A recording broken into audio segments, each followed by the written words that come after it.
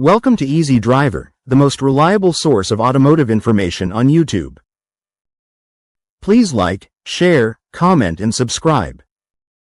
Today we're talking about Level 3 highway autonomous kits for Japanese cars in 2026.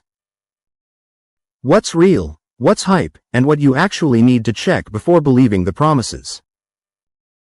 If you drive a Toyota, Honda, Nissan, Mazda, Subaru, or Mitsubishi, this video is for you. Picture your daily expressway run where the car handles the boring parts, and you can look away for a moment without white knuckles. That promise is why Level 3 highway autonomous kits get so much attention in 2026. People want retrofit kits for simple reasons. A new car with factory automation costs a lot, and many drivers in Japan want to keep a trusted Toyota, Honda, Nissan, Mazda, Subaru, or Mitsubishi they already know. A retrofit sounds like a smart shortcut. But Level 3 is not a dashcam plus an app. It's hard because it touches safety systems, law, and deep vehicle control. Sensors must be reliable, steering and braking need backup plans, and the system has to know when to give the wheel back to you. In Japan, availability also depends on the exact model year, trim, right-hand drive specs, and local rules for modified vehicles. Before you buy, understand what Level 3 inches really allows on highways. Most drivers have tried Level 2, even if they didn't call it that. Adaptive cruise control keeps distance, lane centering helps stay between lines, and the driver is still on duty the whole time. Level 3 changes the job description, but only inside a narrow use case.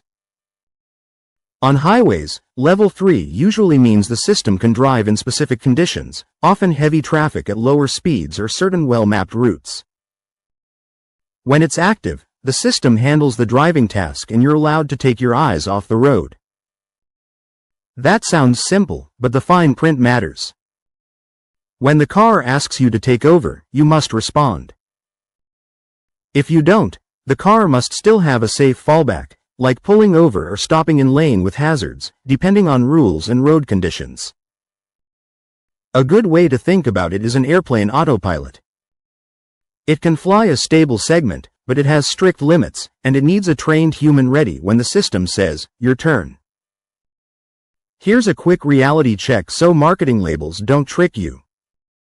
If it says hands-free but still requires you to watch the road at all times, it's not Level 3.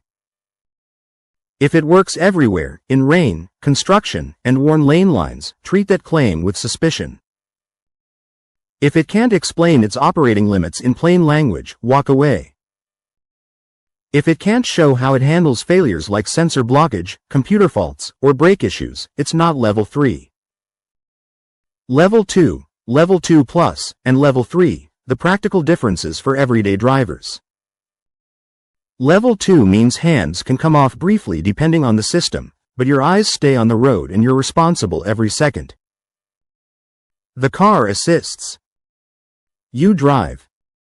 Level 2 Plus, a common marketing term, may add better lane centering, smoother merges, or limited hands-free on approved roads, but you still must supervise. Many autonomous kits live here, even if the ads sound bolder.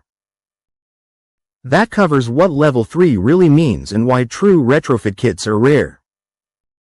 In the next part, we'll break down the types of kits you'll see, compatibility issues, costs, and how to avoid expensive mistakes.